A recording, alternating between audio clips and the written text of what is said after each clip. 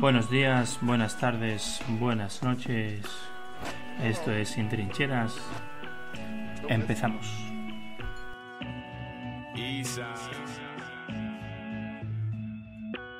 I bet you never thought of this. Be written, got the motherfucking it factor. You can find me balling out like the Raptor, working down in Best Buy, making H-sack backwards on. And no shame where I work at. Cause in a year when these student loans appear, I reverse that. Now while you're home saying luck, I'm out here for a ride, yeah, tailgating trucks. When I'm aiming for the bucks, I ain't waiting for a creature, but still won't make a sound like the class when they first meet the teacher.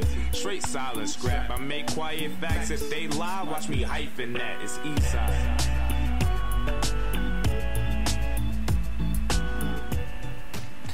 Tras la oleada de atentados en Europa y hoy hablaremos de sus causas, cómo se ve en Europa este fenómeno y sus posibles soluciones. Para ello hoy contamos con dos Javieres, con Javier Gavarro y Javier Muelas. Hola, ¿qué tal? Hola, buenas noches. Buenas noches.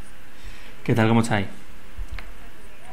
Bien, aquí de lunes, exactamente, intentando empezar la semana y hablar un poco aquí del tema que nos toca. Eso está bien. Mira, para empezar me gustaría que hoy planteáramos la percepción que existe hoy en la sociedad europea, si es cierta o no, ¿no? Hoy, una noticia del 31 de julio en el diario.es nos dice que las muertes por terrorismo en Europa occidental han disminuido desde los años 90. El peor año fue 1980 con unos 440 muertos y el mejor fue el año 1993 que no hubo muerte. Pero es cierto que en 2015 hubo un repunte de 175 muertos, pero menos que la mitad de 1988. Entonces mi primera pregunta es, ¿creen ustedes que ahora se está viviendo el peor momento del terrorismo en Europa o simplemente es una percepción que tiene sus ciudadanos? Hombre, yo creo que lo que tiene ahora sobre todo es más repercusión mediática, eso es seguro. Siempre pues los medios lo utilizan en mayor o menor medida, depende de la propaganda que interese en ese momento. Pues ahora sí que, pues bueno, hemos topado con el tema del grupo terrorista Estado Islámico, ISIS, como se quiera llamar, que también utiliza mucho el tema mediático para hacer eco de todo lo que se está produciendo y al final parece que se hacen como dicen lo que todo es autoría suya, porque claro, son gente pirada por ahí que actúa en solitario o no solitario y dicen, bueno, todo es nuestro y se acabó. Parece que todo viene de ahí lo mismo y que todo es la misma locura y tal, pascual. Entonces es un poco complicado, pero no sé realmente si es comparable a lo que había hace unos años o no. Yo no sé si la repercusión es mayor o menor, porque tampoco no tenemos la vivencia de aquella época, ¿no? Claro. Claro. Sí que es verdad que yo creo que lo que nos da miedo con lo que está pasando ahora con el terrorismo islámico es que, a diferencia del otro terrorismo, no sabemos cuál es la solución y eso de que provenga de otra cultura y que su actuación sea un poco aleatoria, que digamos no tenga unas pautas que podamos controlar, no sea una situación política que podamos solucionar o que podamos manejar dentro de la cultura occidental, yo creo que eso nos da miedo. Y también aparte lo que dice Javi, la propaganda que se le da tanto de los países occidentales como son lo peor del mundo, es la peor situación que estamos viviendo, y tanto la propaganda que lanzan ellos desde allí, queremos recuperar el Estado Islámico tal como lo recordamos y vamos a hacer cualquier cosa por recuperarlo. Yo creo que eso también grandifica un poco lo que está pasando, ¿no? Sí, su mensaje, ¿no? Y cuando dices, por ejemplo, que los objetivos que son, digamos, indiscriminados, ¿no? En cierta medida, no ves una pauta que diga puedo protegerme, porque, por ejemplo, los atentados que hemos tenido de corte, digamos, más nacionalistas, ¿no? Como ETA, Terra Jure o el IRA, ¿no? Eran más sobre puntos del Estado, ¿no? Pero sí es cierto que este terrorismo, incluso el de ETA, por ejemplo, podemos recordar los atentados de Barcelona, ¿no? Del Corte Inglés. También tenía su pauta también, digamos, indiscriminada, ¿no? Entonces, puede ser que eso de lo discriminado es lo que dé más miedo a la ciudadanía europea, el hecho de no saber si te va a tocar hoy o no. Claro, aunque el terrorismo de ETA tuviera algunos atentados en los cuales se llevaban por delante todo La lo que locura del podían, alba. O sea, exactamente. Digamos que la gran parte de esos atentados tenían su foco puesto en políticos, guardias civiles, digamos, en lo que ellos consideraban símbolos de la España opresora o enemigos de su ideología, digamos, política. Incluso el IRA también era un terrorismo que en mayor o menor medida, no sé el daño, cuantificarlo, el daño que hizo, pero que también era un terrorismo bastante localizado y digamos que la solución como que se palpaba y se podía tarde o temprano resolver. Iba a costar más o menos trabajo, pero era algo que estaba en nuestras manos. Este terrorismo, yo creo que nadie sabe a quién le puede tocar. Le puede tocar a policía, pero te puede tocar en medio de un bar, como pasó en Francia, de pronto llega alguien y te pega un tiro y ya está, y no te pregunta a qué te dedicas. Y incluso a mí lo que me da más miedo es que yo no le veo solución a una solución, digamos, a corto o a corto mediano plazo, plazo ¿no? de 5, pero incluso hablando de 5 6 años o 10 años. Esto es algo que su magnitud es todos los pueblos islámicos, Ujú. cultura musulmana incluso, y eso es algo que es muy extenso y que no es un país, una región, digamos, dentro de Europa. Eso es algo más delicado. Claro. Y también quizás habría que estudiar cuál fue la causa, de dónde, porque lo dices tú, desde aquí a 5 años, en el corto plazo no le veo yo una solución, pero sí es cierto que ese problema se ha ido fraguando desde el inicio de la guerra civil siria hasta nuestros días, ¿no? Incluso previamente a No, eso, con la incluso guerra de antes, Irak, la de guerra de Irak, eso Afganistán, es. que primera y segunda guerra del Golfo, que fue un gran polvorín para que de aquellos barros tenemos estos lodos, ¿no? Entonces, lo que me gustaría preguntaros era eso. ¿Cuál creéis ustedes que han sido las causas y los orígenes del Daesh? O Estado Islámico o del ISIS, como quieras llamarlo. Hombre, yo creo principalmente lo que pasa, o sea, lo que hay que diferenciar, que parece que lo que nos confunde mucho en la televisión, yo creo que es que te dicen, no diferencian musulmanes de islamistas, de islamismo, que es totalmente distinto. El islamismo es lo radical, es lo de llevar al extremo todo eso. Luego hay gente musulmana y países musulmanes, y luego dentro de esos países musulmanes hay gente que, la gran mayoría es musulmana y tendrá sus creencias y sus protocolos por su religión, y hay gente que lo llevará al extremo y lo mal utiliza y le da mala propaganda. Eso para empezar, ¿no? Eso para partir de lo que se nos venden en la actualidad. Y a lo que decías, ¿no? De dónde viene todo esto. Bueno, pues todos estos años, por lo menos en los últimos 30 mínimo, nos hemos dedicado también los países occidentales a bombardear ciertas zonas o a invadir ciertas zonas, a lo mejor no bombardear, pero sí invadir para temas de petróleo, por ejemplo, y cosas así. Y eso es algo que, para eso no se hacía tanta propaganda, ¿no? Para eso no se habla de que estamos invadiendo tal país para conseguir petróleo, ¿no? Entonces, pues bueno, a lo mejor gente civil pues tampoco, bueno, estarían pues aterrorizados por la guerra porque es terrible, y también a lo mejor pensaban como nosotros en plan de, joder, estos hijos de puta, así hablando mal, ¿no? Vienen aquí a bombardear porque no sabemos por qué, y luego pues, por motivos económicos, por lo que sea, ¿no? También podrían pensar, esta gente está loca, ¿no? Y venían aquí los gobiernos sin hacer mucho ruido en sus países de origen a hacer esas masacres, ¿no? Y bueno, y por el otro lado, pues ahora lo que nos pasa ahora, claro, esto viene de algo alimentado de eso, que habrán tomado de ejemplo eso, habrán tomado de ejemplo lo que les haga de los pies, porque son gente enloquecida, es que no son creyentes de nada, simplemente son gente, para mí, como una secta, ¿no? En la que todo el mundo está ahí. Hay unos cuantos, que eso sí que son los que no se inmolan, ni hacen nada, nada más que manejan los hilos para crear el caos y tengan ahí su secta, su séquito de gente que le sigue y profesa su violencia y sus mierdas.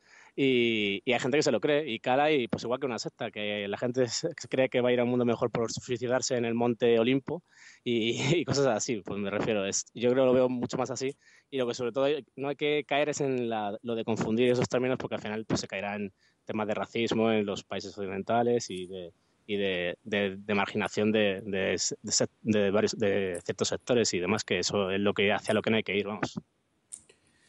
Estoy de acuerdo con lo que dice en el sentido de que las guerras que hemos propiciado, tanto en Irak, Irán, Afganistán, eso los perciben ellos como una invasión realmente de su cultura y su forma de vivir, Aunque nuestros motivos en cierta medida fueran otros, también motivados por el aspecto económico y del petróleo, que está claro que nos lo vendieron como armas de destrucción masiva y luego está claro que no fue tanto por las armas de destrucción masiva, sino por otros motivos. Yo creo hay que destacar tres aspectos. Mira, yo estuve en la presentación de un libro de dos periodistas del mundo, que me lo estoy leyendo, me lo estoy terminando ya, de Siria, el país de las almas rotas, que va desde las primaveras árabes que se dan en 2011 hasta la actualidad. Entonces, en el libro se ve cómo va la evolución desde unas reivindicaciones democráticas de pueblos que se sienten oprimidos por dictadores que están puestos en países, realmente puestos, incluso yo creo que por nosotros mismos, por los países occidentales, digamos, Sí, hacer un parapeto, digamos, de lo que es la cultura islámica y un freno de una cultura que no estamos interesados en comprender ni respetar. Y eso ya de por sí nos ven como enemigos de su propia cultura. Y hasta que no superemos eso, yo creo que no vamos a conseguir nada.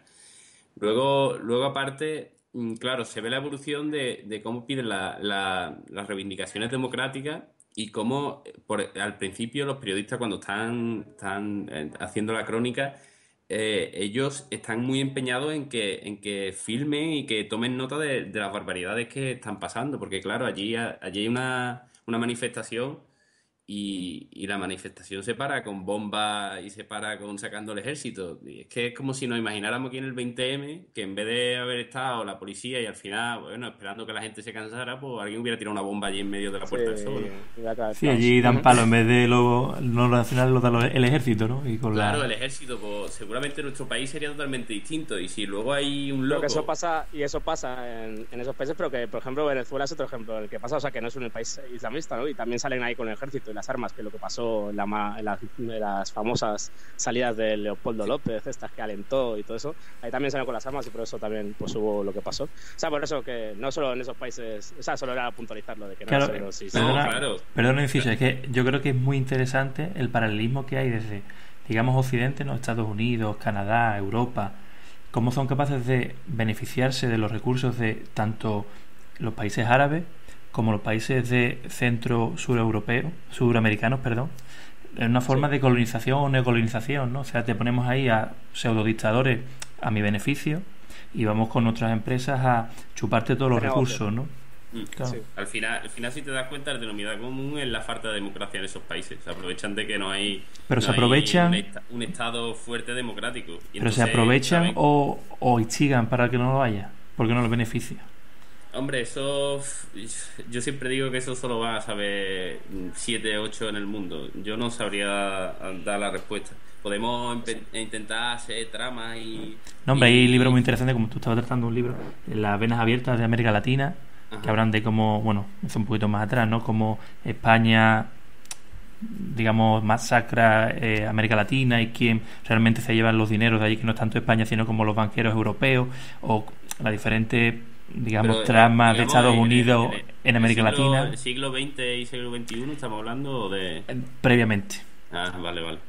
Pero también como hay, digamos, dictadores puestos a dedo, como pusieron a Pinochet, ¿no? Como derrocaron a Allende, ¿no? O sea, claramente influido por Estados Unidos. O el caso de Cuba, que habría mucho que hablar ahí, de cómo su predecesor, no recuerdo cómo se apellaba, Raúl no sé qué, fue puesto ahí por Estados Unidos para que fuera el putiferio de Estados Unidos, ¿no? Fue, bueno, hay mucho que hablar ahí, pero bueno.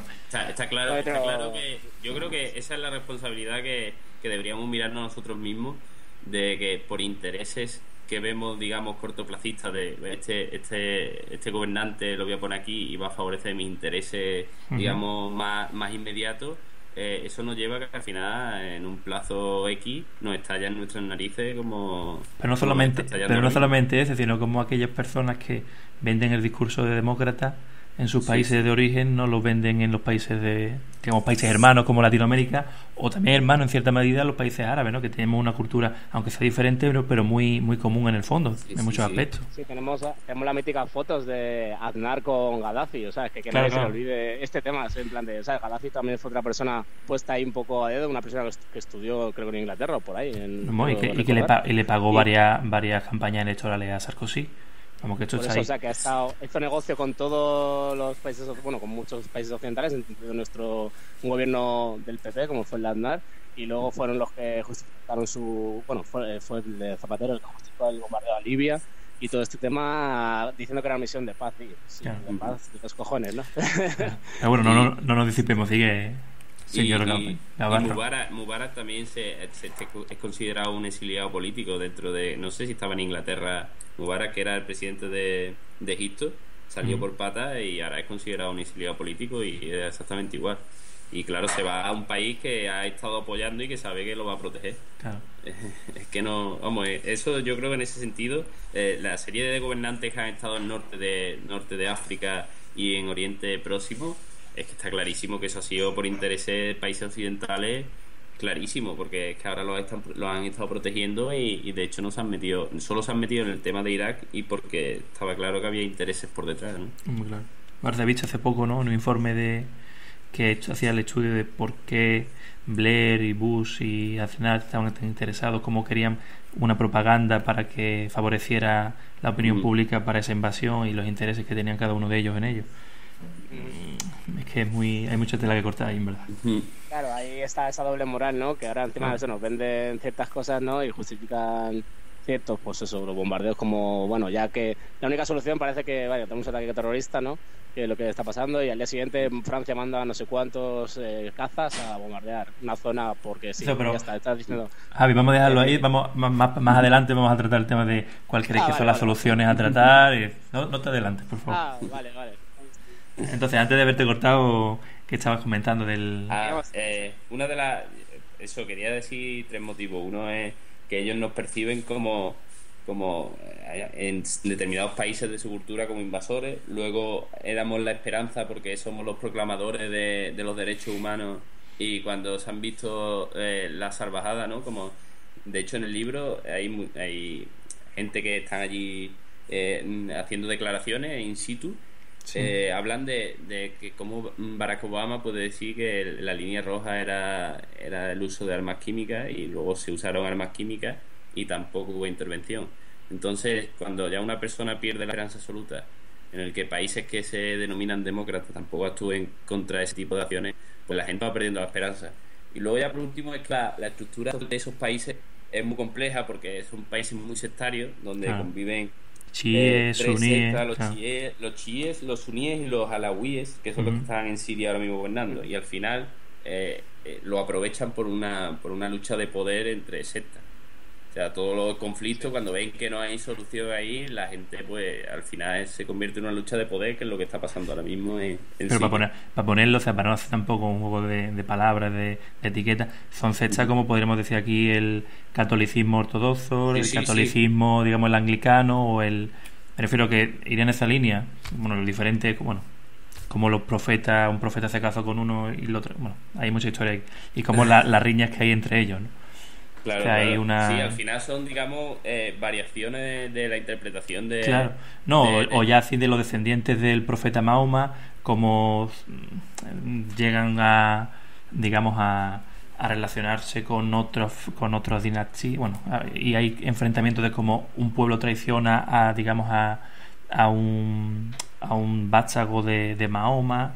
Y claro, bueno, claro. Hay diferentes y ven un grupo de digamos musulmanes que aparentemente todos son iguales, unos se odian a otro y el otro al tercero, y hay esa disputa que tú dices que al final... exactamente, al final se convierte en como si los andaluces nos peleáramos con los extremeños por, yo qué sé, por ver quién tiene el poder, ¿sabes? Llega a cosas que son absurdas cuando en el como fondo...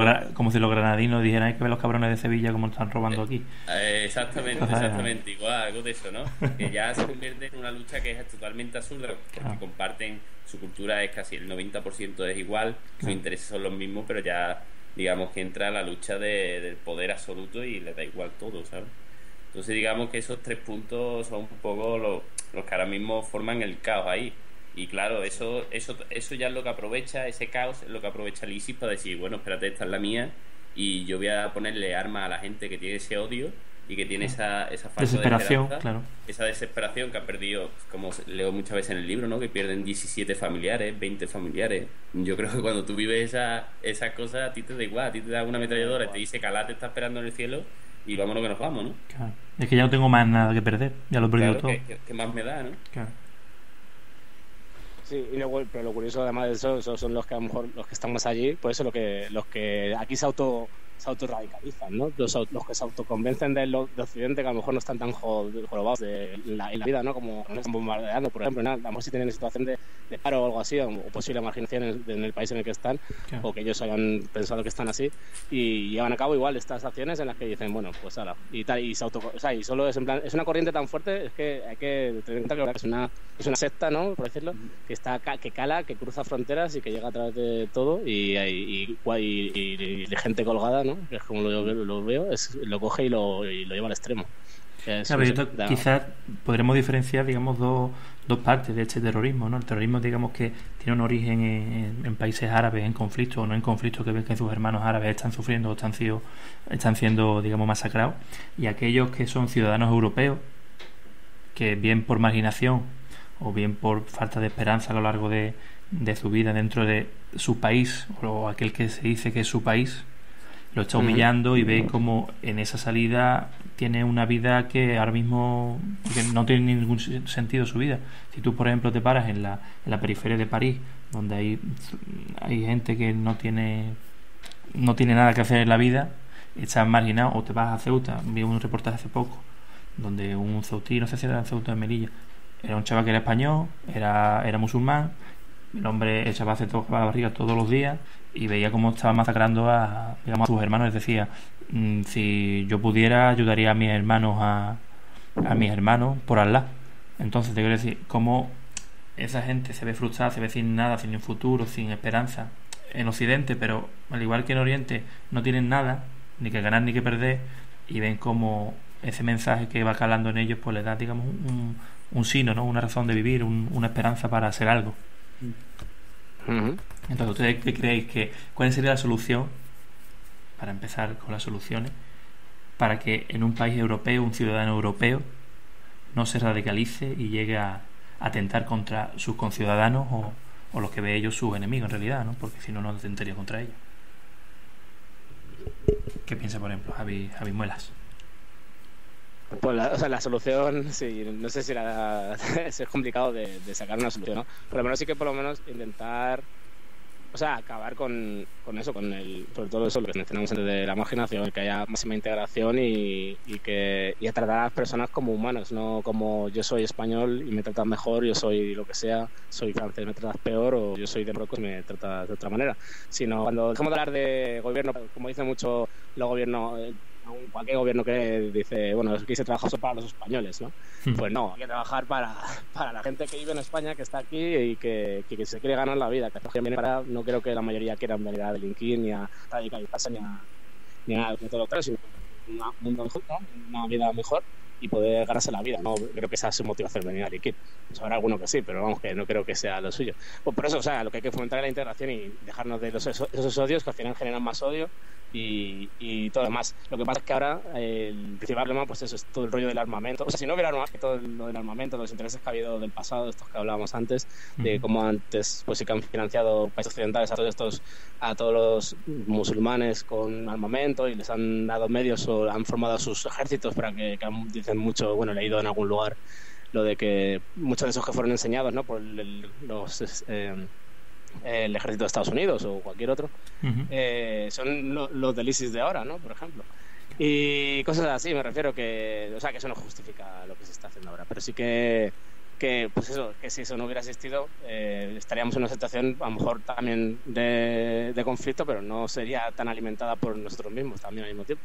Así que pues dejar de alimentar lo que sigan dejarse de intereses económicos y todo eso, que es el principal problema para mí, y fomentar la integración total y dejarnos de esas diferenciaciones que nos encanta a los humanos, siempre estar diferenciándonos.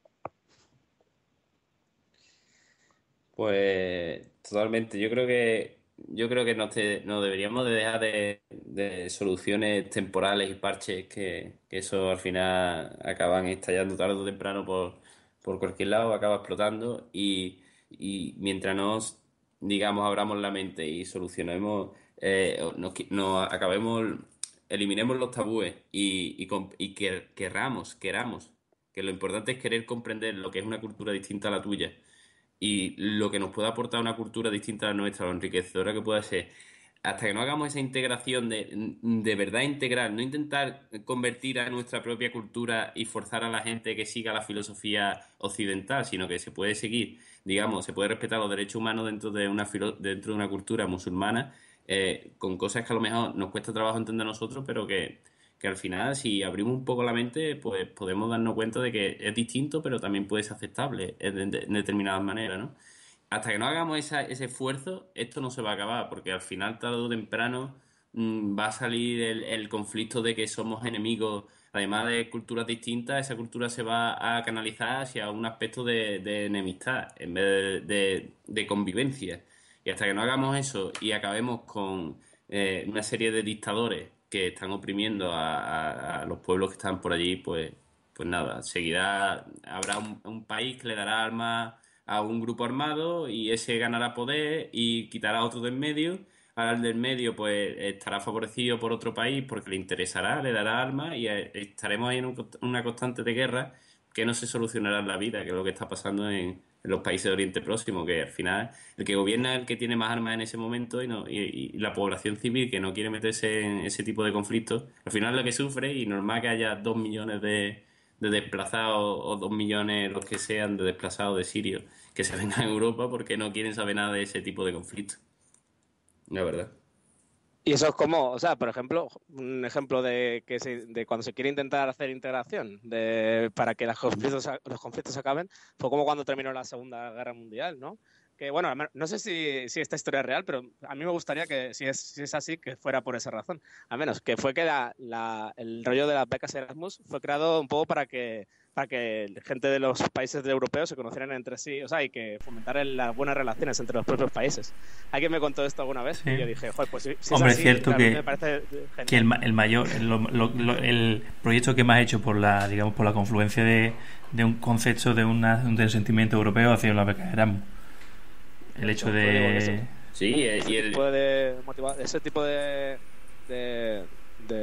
proyectos son geniales porque es eso, al final lo piensas y dices, pues sí, es que realmente fomenta eso, ¿no? Hombre, y es que es complicado, pero al final, porque perdonar a un país después del daño que hizo como Alemania, pero si tú no superas eso y no empiezas a crear proyectos comunes y empiezas otra vez a identificar lo que nos une en vez de lo que nos ha separado durante X años, pues claro, y yo creo que en eso el proyecto europeo, las becas Erasmus, la libre circulación de personas por Europa, todo eso hace a que realmente las fronteras europeas dentro de la Unión Europea ya un poco como que están difusas, ¿no? Ya sí. no vemos un control de pasaporte, es como ya... Pero aún así hay gobiernos que pretenden que vuelva a verla, ¿eh? Claro, ese es el problema, que no podemos caer... Es que esa es la consecuencia de lo que está pasando ahora. Siempre va a haber gente que va a pretender hacer una política más de extrema derecha, que es decir, no, vamos, en mi país, yo no quiero que entre nadie. Y la gente aprovecha este tipo de conflictos para decir, ve cómo tenía yo razón, mira lo que está pasando, ¿no? Claro. Entonces, ese es el problema que tenemos ahora dentro de Europa. ¿Cómo conseguimos que convencer a la población, a la gran mayoría de la población, de que sí, que tenemos un problema, pero que la solución no es decir voy a poner una valla electrificada en toda mi frontera y 28.000 policías para que no entre nadie? Eso lo único que hace es grandificar el problema y convertir en lo que está pasando, ¿no? Que al final es más disgregación, más conflicto entre países y menos comunidad, digo yo. Pero si te das cuenta, al final eso es un parche, es un parche realmente, porque vale, tú puedes poner un montón de nacionales o de policías en una frontera, una vez alambrada, que por ahí no pasen, pero si esa persona necesita entrar, va a entrar por otra parte. Siempre claro. En un punto, en un circuito cerrado va a haber un punto débil. Si no va a entrar por esa frontera, pues entrará por una frontera de el Kazajistán, por ejemplo, o dará una vuelta inmensa para poder entrar por Europa, porque es que si no puede sobrevivir, es que es su sino, o pasa por ahí o muere en una guerra claro. O sea, es que tampoco tiene mucha creatividad los gobernantes ni mucha idea a largo plazo de decir, es que no puede frenar un flujo migratorio porque sí, porque a ti te dé la gana. Es que no va así. Y al final eso, que la gran diferenciación, hablamos de la religión, que es uno de los grandes barreras que nos ponemos entre nosotros mismos y tal, pero al final es la barrera entre ricos y pobres. O sea, eso, sí, que entran ahí los pobrecitos huyendo de la guerra, lo que tú dices, a eso se les pone todas las trabas que quieras, pero bueno, al que viene aquí a comprar el edificio España o a lo que sea, bueno, a ese le cambiamos todas las leyes, a que viene a hacer Eurovegas también, claro. Bueno, a lo que sea. Es que eso es otro de las limitaciones que nos ponemos y que sí, que pero, dejamos de tratarnos como humanos, que eso es lo fundamental, que sigamos tratándonos como humanos. Pero el problema que se nos viene ahora ya no es entre rico y pobre. Ya, a ver, está claro que la migración que ha habido desde África de toda la vida al sur de Europa ha sido de pasar hambre y de buscar un futuro mejor y una vida mejor dentro de Europa. Pero ahora, además de que vienen de un país más pobre, es que vienen de países de los cuales están luchando sobre... Son refugiados políticos. Son refugiados políticos, exactamente. Es que es la población civil, o sea, cuando en tan poco tiempo hay millones de personas que están huyendo de su país, eso no es por hambre.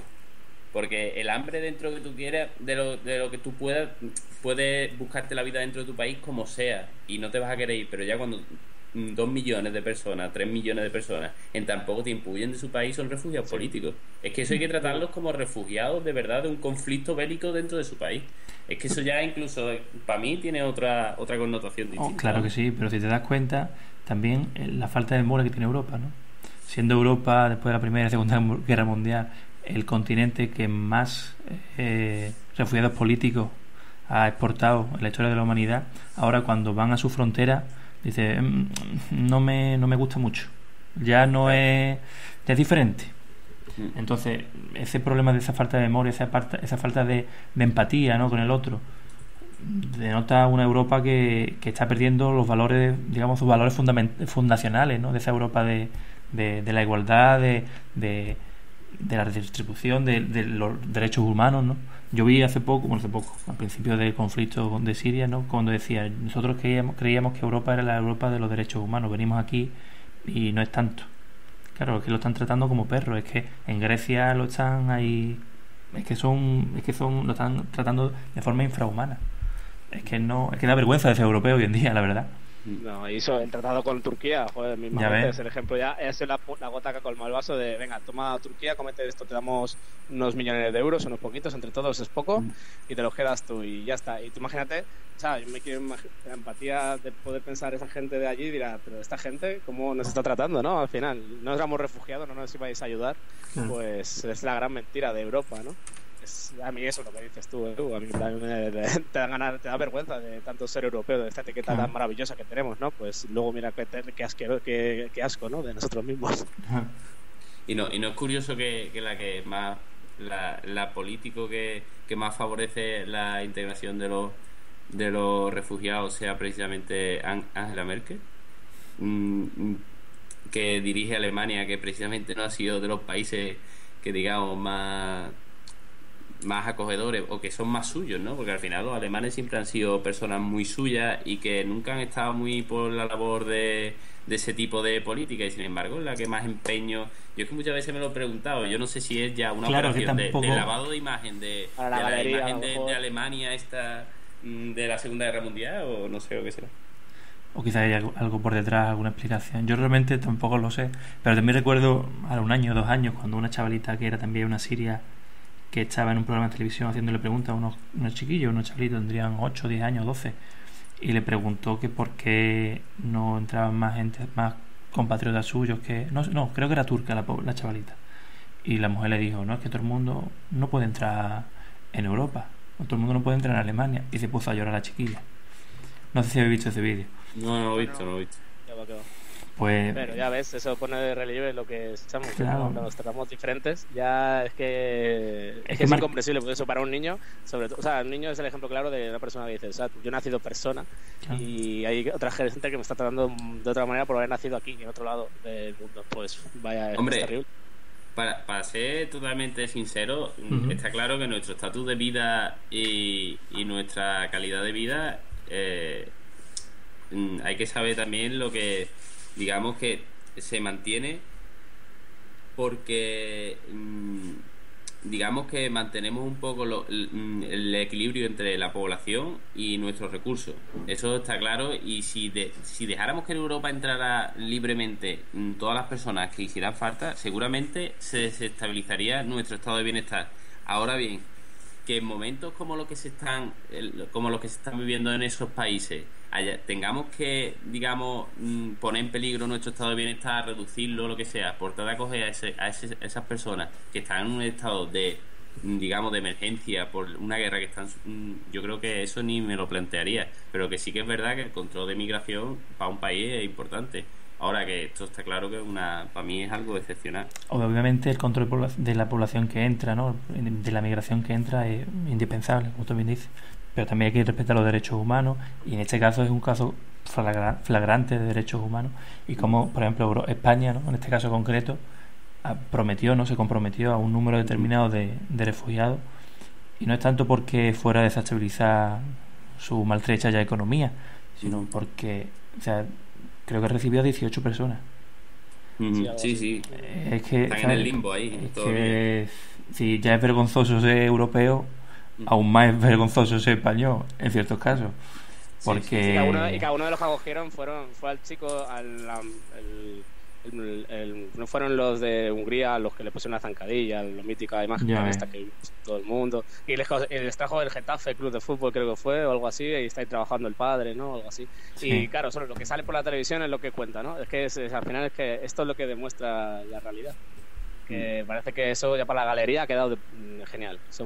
Ya somos súper buenos y ya está, porque justo a ese que ha salido por televisión le hemos salvado la vida. Y pues eso es que no puede ser así. Y respecto a lo que decías de lo de desestabilizar el estado de bienestar y todo eso, o sea, claro que bueno, tiene que haber un control de la migración en el sentido de, bueno, saber qué gente tienes en tu estado, pues yo qué sé, para tener tu población activa, pues la gente trabajadora, que es a lo que viene la gente. Y me refiero que la gente no quiere, o sea, yo he nacido aquí en Madrid y me gusta estar en Madrid porque puedo estar bien. Si esa gente en sus países estuviera bien, porque tuviera una estabilidad, pues no le haría falta tener que huir. Si cuando se van a otro país a miles de kilómetros o a cientos de kilómetros, no es por gusto, imagino, sino por buscar una vida mejor, porque están realmente mal en sus lugares de origen. Por eso digo que tampoco sería una balanza si realmente los gobiernos ricos, por así decirlo, quisieran de verdad que se llegara a un mínimo de una vida, o sea, lo que sea, lo mínimo para tener una vida digna en esos países, pues sí que lo fomentarían de otra manera y no como se estaba haciendo hasta ahora, que yo creo que eso es uno de los orígenes de lo que hablábamos un poco antes, de que realmente se ha ayudado de la forma errónea de la que se podía haber hecho mucho más, está claro. Se deja sin palabras. No, sí, un problema complejo, cuando menos, como... Sí, es complicado. No, como hablamos, como el ser humano se pone fronteras entre ellos, se pone diferenciación de clases, se pone etiquetas y se echa muy cómodo en su zona de confort para decir, tú no entres porque quizás pueda modificar mi zona de confort, pueda empeorar. Y la gente, estamos viendo cada vez más en Europa, tiene el sentimiento de conservar lo que tiene, ¿no? Estamos viendo el Brexit en Reino Unido, estamos viendo a Le Pen en Francia. Es triste, ¿no?, a lo que lleva hecha Europa, ¿no?, que es claramente anti-europeísta ante los valores de la Unión de los derechos humanos, ¿no? A mí realmente lo que más me preocupa es eso, o sea, tú sabes que al final se aprovechan determinadas circunstancias para hacer calado de una determinada política en la gente.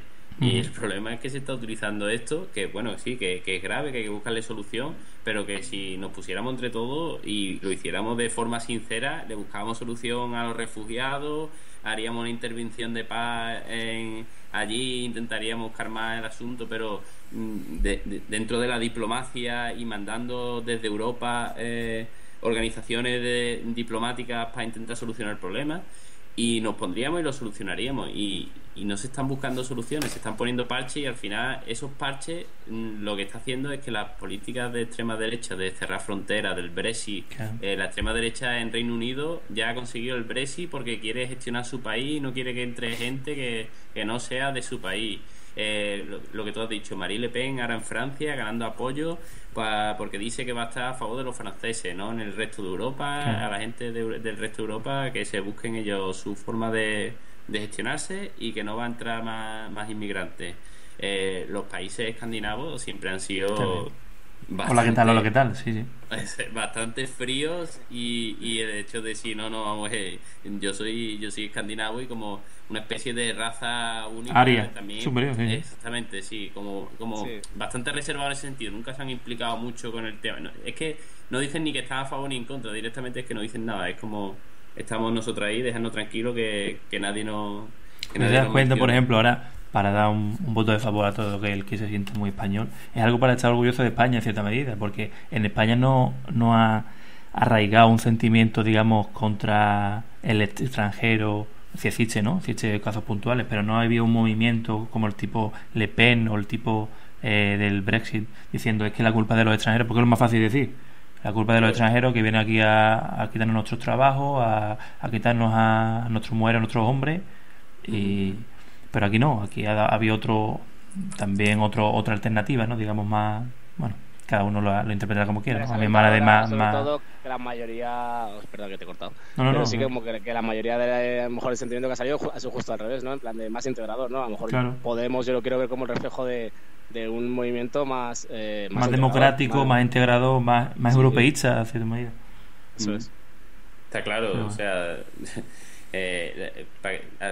al final, después de toda la guerra civil que hemos tenido nosotros, y digamos que nuestra democracia es de las más nuevas que hay en Europa, y al final somos los más integradores y los más europeístas. Hemos sido de los últimos que hemos entrado en Europa, y nuestra democracia es de las últimas que han llegado.